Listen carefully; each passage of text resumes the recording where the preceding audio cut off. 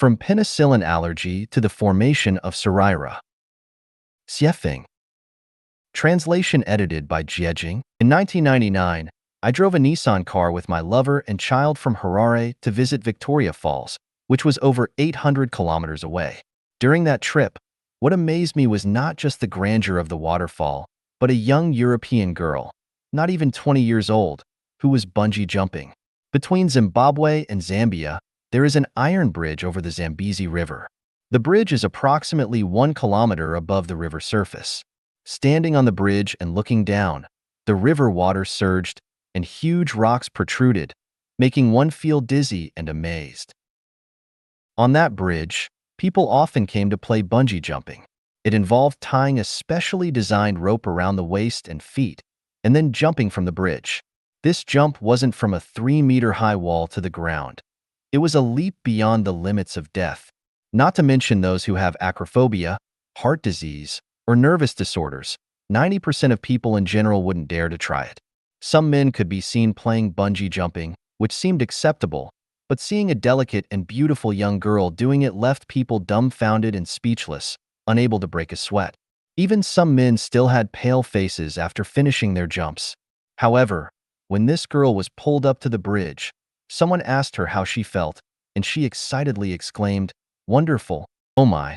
While others were almost scared out of their wits, she found it wonderful without changing her expression or heartbeat.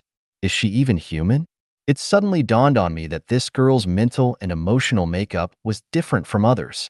What ordinary knowledge considers strange phenomena held no strangeness for her. She treats it as simple, ordinary, and normal. It turns out that people are fundamentally different from one another. Despite all being human, the differences between individuals are immense. Some people are allergic to penicillin, while many others are not. Some people are allergic to pollen, while others are not. Some people are allergic to metals other than gold and silver, while others are not. When reading Strange Tales from a Chinese Studio by Pu Songling and Ji Xiaolan's Notes from the Orchid Pavilion, we discover that some people turn pale at the mention of ghosts, while others, upon encountering a ghost, treat it as casually as they would treat a cat, showing no signs of fear or disturbance. Perhaps some would argue that Strange Tales from a Chinese Studio and Notes from the Orchid Pavilion are metaphorical stories and should not be taken literally. I believe there is some truth to that. However, in broad daylight, when someone puts on a ghost-like mask, some children tremble in fear while others not only show no fear but even burst into laughter. This is a fact. I remember in 1989, after the students in our school watched the movie Painted Skin at a theater in Zhangjiago City, Hebei Province, some of them were afraid to stay alone in the dormitory that night, and they didn't dare to go to the bathroom alone. Yet, many others were completely unfazed. I still remember when I was in middle school, Dongxiang County No. 3 Middle School in Gansu Province. One day, a classmate carried a 1-meter-long snake and stood on the podium, shaking it to intentionally scare the female students. The girls laughed and giggled, but a tall male student sitting in the back row screamed and turned pale. The image of fear from that student is deeply etched in my mind. It has been 30 years, but the memory remains vivid, as if it were yesterday. What's there to be afraid of a dead snake? Yet, my classmate reacted as if he had seen a ghost. Freud or parapsychologists might be able to explain it, but regardless of the explanation, it is a fact that this classmate's psychological makeup is unique compared to ordinary people. On the eve of a life-and-death battle between enemies, some people sleep soundly, snoring loudly, while others toss and turn, unable to fall asleep. Beethoven could compose the heroic symphony, so why can't we? Da Vinci could paint the Mona Lisa, so why can't we? Newton could discover universal gravitation from a falling apple, so why can't we? Einstein could find the equation for mass energy equivalence, so why can't we? Because people are fundamentally different. This means that using our own understanding to judge the thoughts and actions of others often leads to incorrect conclusions. In the future world described in the Bible, everyone is free from illness. In the Buddhist scriptures, the Pure Land is described as a realm where everyone lives eternally. In the Life-Genuine description of the 10,000-year world, people can fly. Do we believe in these descriptions or not? After the death of Buddha Shakyamuni, His remains were cremated, and numerous crystal-clear, colorful, and steel-like solid Sarira were discovered among his ashes.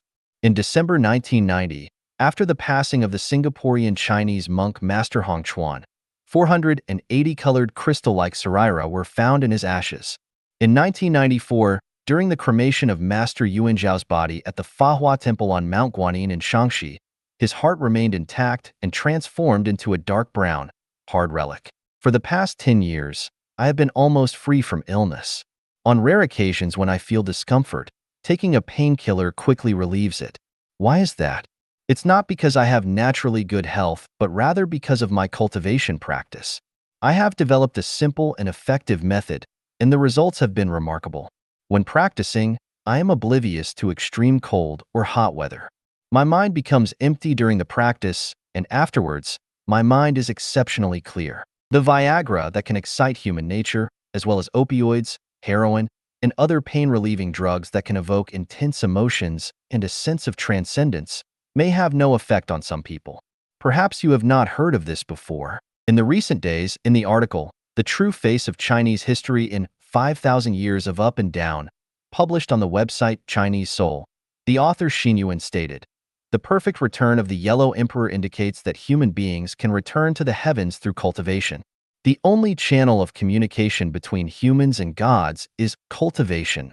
The Bible, the Quran, the Diamond Sutra, and the Tao Te Ching all contain basic knowledge. However, many people are allergic to this basic knowledge.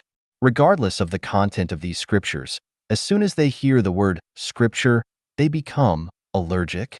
Furthermore, some people randomly interpret the scriptures, making the originally profound and spiritually scientific wisdom appear mysterious and unfathomable, causing people to feel intimidated.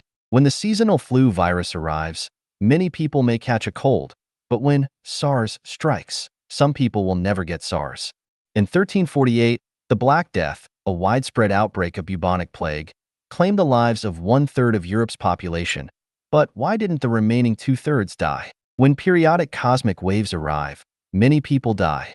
Whether you flee to the ends of the earth, dive underwater, or burrow underground, you cannot escape the impact of these waves on your nerves and psychological structure. Only those who have cultivated and practiced to an advanced level, whose nerves and psychological structure resonate with these waves, not only do they not feel the arrival of cosmic waves, but they are also unaffected by their negative effects. If you receive the cowpox vaccination, you won't get smallpox. If you enter Life-Genuine, you won't fear periodic cosmic waves. In the next 3 years or so, perhaps several extraordinary phenomena will occur, and by then, people will understand the true meaning of the birth of Life-Genuine. Are you allergic to penicillin? What are you not allergic to? Do you have Sarira in your body? When will you have Sarira? People, what are you really living for? Where are you rushing to in your busy lives? What have you truly understood?